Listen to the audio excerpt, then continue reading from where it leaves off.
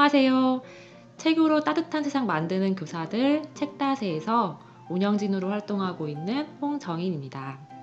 2021년 겨울 책다세에서 청소년들에게 추천하고 싶은 책들을 소개하려고 하는데요. 올해 과학 분야에서 추천하고 싶은 책들이 많아서 두 번에 걸쳐 소개하려고 합니다. 그중 초등학교 고학년과 중학생들도 쉽게 읽을 수 있는 책들부터 먼저 소개하도록 하겠습니다. 첫 번째 소개할 책은 우리 집은 식물원입니다. 내 손으로 키우는 반려식물이라는 부제가 붙어 있는데요. 마음이 통하는 나의 동물들을 반려동물이라고 칭하죠. 식물도 가꾸다 보면 그냥 가만히 있는 것 같아도 내가 사는 장소를 채워주는 것은 물론 내 마음과 함께 해주는 짝이 되어 있습니다. 그야말로 반려식물이라고 부를 만큼 애정이 많이 쌓여가게 되는데요.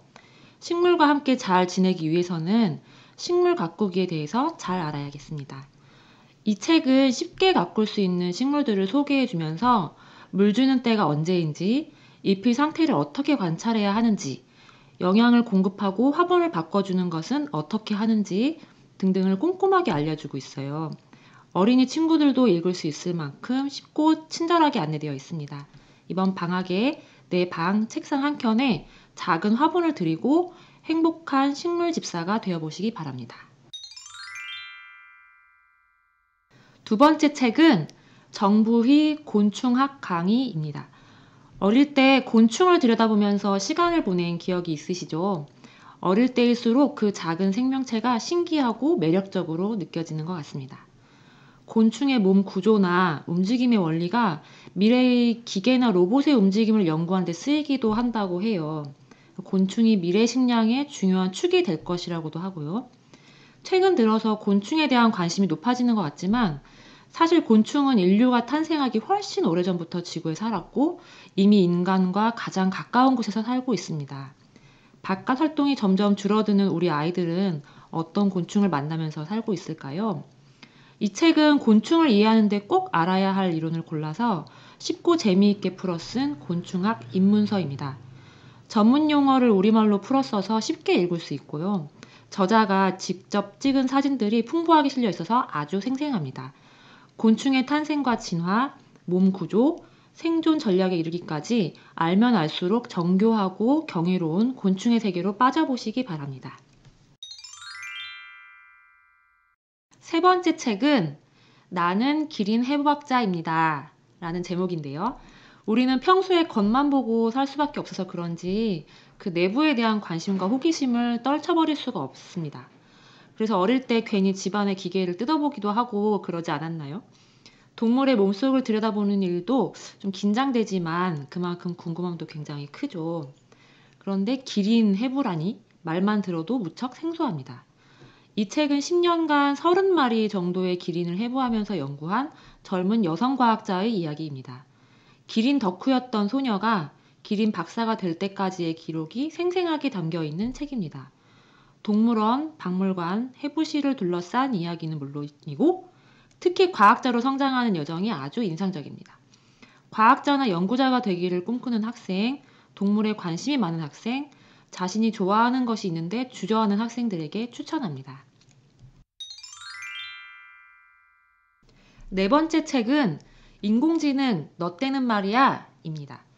인공지능이나 AI라는 단어는 요즘 하도 많이 듣는 것이라서 뭔지 어렴풋이 알 것 같기도 한데 막상 어떤 것이고 앞으로 어떻게 발전할지 모르는 것이 참 많은데요. 이 책을 읽어보면 인공지능의 미래를 아는데 도움이 됩니다.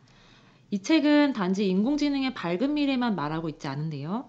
예를 들어서 자율주행 자동차의 경우 그동안 인간이 했던 판단을 인공지능이 대신하면서 사고가 났을 때 그 책임은 누구에게 있는가의 문제도 생겼고요. 또 다른 예로는 인공지능이 미인대회 심사나 입사 지원서를 분석하게 했더니 인종차별이나 성차별의 문제를 가지고 있다는 것도 알게 되었어요. 기술만 고민할 것이 아니라 우리 인간이 먼저 바른 윤리를 세워나가고 실천하는 것이 중요하다는 것이겠죠. 책을 읽으면서 함께 고민해보면 좋겠습니다. 책 속에 QR코드가 함께 들어있어서 관련 동영상도 볼 수 있으니까 재미있게 읽었으면 좋겠습니다. 5번째 책은 게임하는 뇌입니다. 요즘 게임은 단순 여가 활동에 그치는 것이 아니라 교육이나 치료까지 영역이 확대되어 있는데요. 심지어 e스포츠라는 이름으로 문화산업의 한 축을 이루고 있기도 합니다.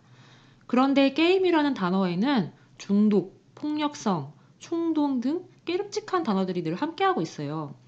게임에 대한 우리의 시선은 늘 불안하기만 합니다. 하지만 게임이 긍정적일지 부정적일지는 게임을 바라보는 비판적인 눈과 제대로 활용할 수 있는 능력에 달려 있다고 볼 수 있습니다.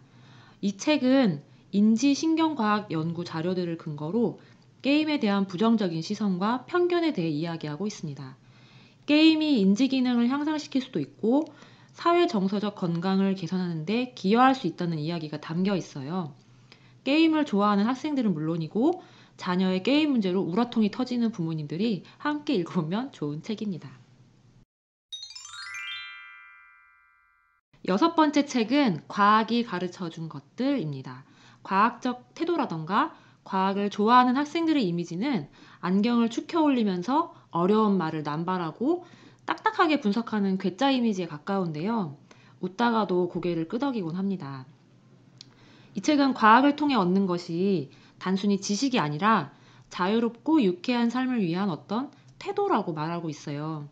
실패, 질문, 모험심, 개방성, 공감, 겸손 등 저자가 과학을 통해 얻은 17가지 교훈이 담겨 있습니다. 과학관의 관장님의 이야기가 아주 유머 넘치게 펼쳐지는데요. 개인적으로 낄낄거리면서 아주 재미있게 읽었습니다. 이 이야기를 따라가다 보면 과거에 돋보기로 검은 종이를 태워보고 리트머스 시험지가 변하는 것을 보면서 신기해했던 내 안의 꼬마 과학자를 만날 수 있습니다. 공룡은 왜 멸종했어요? 라고 묻는 것과 공룡은 왜 발생했어요? 라고 묻는 것은 어떤 차이가 있을까요? 이 책을 통해서 그 차이를 한번 생각해 볼 수 있습니다. 현재 과학이라는 학문과 관련 없이 지내고 있더라도 이 책에서 제시하는 17가지 과학적 태도가 나와 멀리 있지 않다는 것을 알게 될 것입니다.